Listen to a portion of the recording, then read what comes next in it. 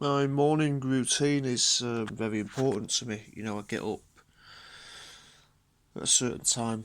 I put my porridge in the microwave. I boil the kettle for a nice cup of tea, usually Earl Grey or Lady Grey, because I like that better. But it's only special occasions that you can't have too much of some things that you like. And all I want to do in the morning is, eat my porridge, drink my tea in peace for an hour, half an hour, sometimes an hour, just to get my head in gear before I go out and try to face people and whatever. Be an adult. Just like peace and quiet in the morning. Yesterday morning I came through the lounge and something from the corner of the room approached me with the words, "John, what's that program, that quiz program now with a pyramid of 10 answers and it's hosted by a dwarf?" So that was my housemate, just like a sort of disembodied voice, a sort of like part of the furniture. I didn't know she was there. Thought she was at work. I was hoping she was at work so I didn't have to speak to anybody that early in the morning. Like I say, like peace and quiet with porridge and tea, Earl Grey, sometimes Lady Grey on special occasions, and like a disembodied voice. What's that? I said, right. Yeah, get what you mean. Tenable. She's Spanish as well, so she doesn't really have the because she's foreign. She doesn't really have, they're just different, aren't they? Spaniards, foreigners, on the continent they're different. And what's that quiz program?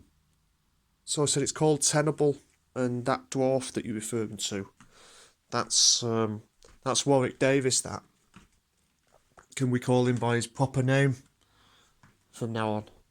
Oh yeah, that's him. Yeah, that dwarf. So imagine you on that, John. Just drinking me tea. Imagine you on that, eating me porridge. Imagine you on that, John. And the question would be the top 10 most powerful women of the ancient world. At this point, the microwave had pinged and my porridge was ready. And just want peace and quiet. No, I can't imagine that. No, can't imagine that. Now, my housemate, as well as being foreign and a Spaniard and someone from that continent, that one. She's also obsessed with Egyptology, mainly Cleopatra, Nefertiti, and powerful women of the ancient world. And I mean, there's a time and a place to talk about powerful women of the ancient world, and it's not not for me anyway. It's not 7:30 in the morning when I'm having my tea and my porridge, me Earl Grey, sometimes Lady Grey, but only on special occasions.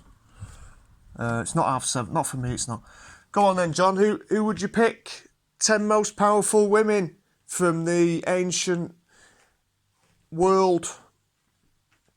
So I thought of humour. I said Cleopatra, and she went ding. So she's doing the sound effects herself as well. Ding. And part of me's getting into it at this point, sipping my Earl Grey. My porridge is pinged. It's in for a second time, my porridge now, because I like to... Well, it's got to be on it, because it's those big oats that you get, not the small oats, not like Quaker oats. It's, there it is. And, so I make my porridge, it's ready, it's pinned. I said Cleopatra, ding! Nefertiti, ding! And her face lights up when she does the ding. And my face lights up now because I've got something right. And I've got her approval, and that's what I like. It's like I've got a little gold star. So we're going on. I'm actually getting quite into it now. Putting the sweetener in my porridge. It's got to be sweetener, not sugar. Sugar's bad for you. So's caffeine, really, but you can't deny yourself Earl Grey. But you have to deny yourself Lady Grey, because that's only for special occasions. Ding! And So I say, Helen of Troy. Ooh. What do you mean? Ooh. Porridge. She went, ooh. Said she wasn't really a powerful woman. What is she then? She was just a bit of a slag. Just a bit of a slag, 10 most powerful women of the age, just a bit of a slag. Oh, all right. Yeah, John, yeah, she wasn't really powerful. She was just a pretty face. Right, thanks. Dwarf. Pretty face. Bit of a slag. Right, okay. So that I'm starting to up my game now, though. So I go, Hecuba. She's like, ooh. What? Well, ooh, is it a ding or is it an ooh now? Put me sweetener in my porridge. It's just cooling down. I can eat it now. No peace of mind anymore. No peace and quiet. But yeah. Hecuba, I said. So there's no ding, no ooh. She's considering it. She says, yeah, John, yeah, ding. Both faces light up. Another star on the good boy board in me head that's always there. Approval seeking. I'm feeling good, My porridge has cooled down now. Yeah, so Hecuba. It says, did you know, John? 8 o'clock in the morning now. Did you know, John, that Hecuba's husband was Priam? Priam, doesn't matter. Primarch. Drinking my Earl Grey. That's cool enough to eat. Drink, even. And so just looking at some cement outside. So she said, did you know that, yeah, you said Priam, said, that's where I knew where it was going. Where that's where they got the name for Priapic. I was just about to put a nice spoonful of sweetened porridge, big oats, not small, into my mouth.